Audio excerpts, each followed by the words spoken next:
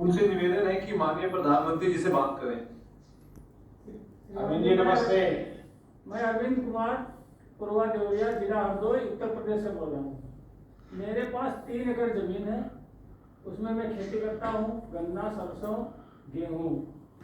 तो उसमें मैंने गन्ना बोया है। पहले गन्ना सर बोते थे हम देसी बीज से, आपकी देसी बीज जो करते थे सर, तब उसको हमने उसमें पैदावार होती थी 700-800 प्रति हेक्टेयर कुंटल। अब की मैंने बोया है गन्ना जो सर मैंने वैज्ञानिक बीज से, उसमें मुझे गन्ना की उपज प्राप्त हुई है 2631 कुंटल प्रति हेक्टेयर। उसमें कितने साल से गन्ने का कर रहे हैं अरविंद जी?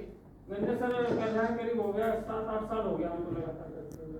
अच्छा, कभी मन नहीं करता है कि गन्ने से बाहर निकल के कुछ और करें? नहीं सर, करते हैं, गेहूं भी करते हैं, आलू भी होता है, सरसों भी करते हैं, सब खेती करते हैं। इस बार सरसों का अनुभव कैसा है? सरसों सर बहुत अच्छी हुई है, 2 कुंटल मतलब 24 कुंटल प्रति हेक्टेयर से हुई है हमारी। अच्छा जी।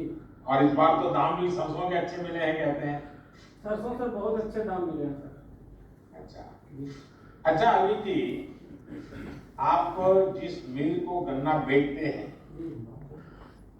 क्या उस मिल ने इथेनॉल प्लांट लगाया है? क्योंकि हम बराबर आग्रह कर रहे हैं कि गन्ना किसानों को सुरक्षित रखना है, तो सिर्फ चीनी बनाने से काम नहीं चलेगा, सिर्फ गुड़ बनाने से काम नहीं चलेगा, हमें कुछ और करना चाहिए। और इसलिए हम इथेनॉल पर जोर दे रहे हैं ताकि गन्ना किसान को कभी भी चिंता न रहे।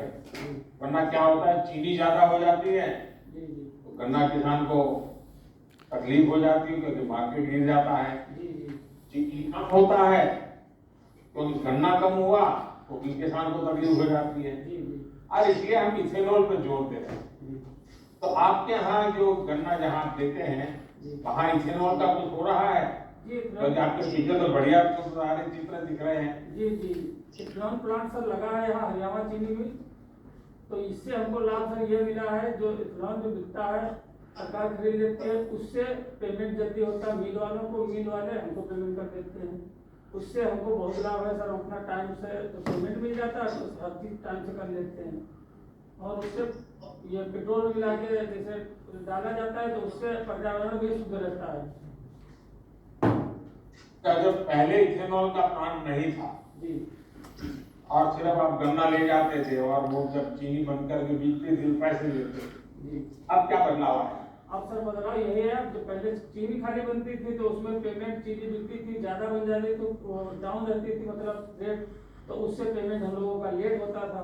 अब जो है इथेनॉल जब से लग गया तब से सर पेमेंट हमारा टाइमली हो जाता है, किसान उसमें बहुत खुशहाल है। अच्छा अरविंद जी, आपको मालूम है, आप तो युवान है और खेती के काम में लगे हुए हैं, पढ़े लिखे भी हैं।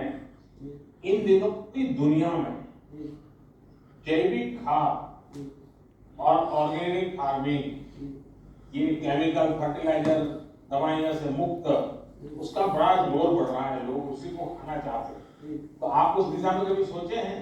जी, हम खेती जैविक मतलब हम ये ऑर्गेनिक खेती करते हैं, जैसे ढेंचा मैंने बोल देता है, और ढेंचा बोने के बाद में कंपोस्ट खाद वही डालते हैं सर, रसायन बहुत कम प्रयोग करते हैं। यूरिया वगैरह उपयोग नहीं करते हैं? यूरिया सर छिड़काव करते हैं पीके का 2 बार, बहुत ज्यादा उसमें वो सर बहुत यानी अभी 100% जैविक नहीं कर रहे हैं? नहीं, 100% नहीं सर, पीके गन्ने में छिड़काव पत्तियों पे करना पड़ता है, उसमें बहुत लेकिन क्या मन करता है कि 100% जैविक करेंगे करेंगे सर। और अरविंद जी की सारी जो चीजें बनेगी वो जैविक नाम से ही बिकेगी, ऐसा मन करता है? मन करता है सर, करेंगे सर। हाँ जी सर। तो इस बार संकल्प कीजिए आप। जी सर, संकल्प लेते हैं, करेंगे। देखिए इससे बहुत लाभ होगा, बहुत किसानों को लाभ होगा। और जो धरती माता है ना, जैसे हम अपनी माँ बीमार हो जाए तो कितने चिंतित हो जाते हैं, हमारी धरती माँ अगर बीमार हो जाए, ये सारे केमिकल डाल करके धरती माँ को हम बर्बाद कर दें तो धरती माँ भी रुक जाती है। धरती माँ की भी रक्षा करनी चाहिए, नहीं करनी चाहिए?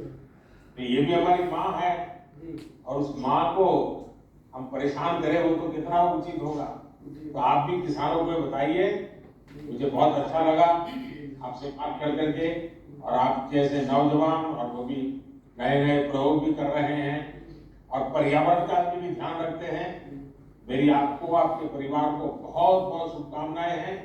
और आपको मालूम है सोलार पंप का, क्योंकि उत्तर प्रदेश में तो पानी के स्रोत कई इलाकों में बहुत ज्यादा है, तो डीजल उपयोग करने की जरूरत नहीं, सोलार पंप से ही आपका काम चल जाए, तो वो भी एक पर्यावरण की बहुत बड़ी सेवा होगी।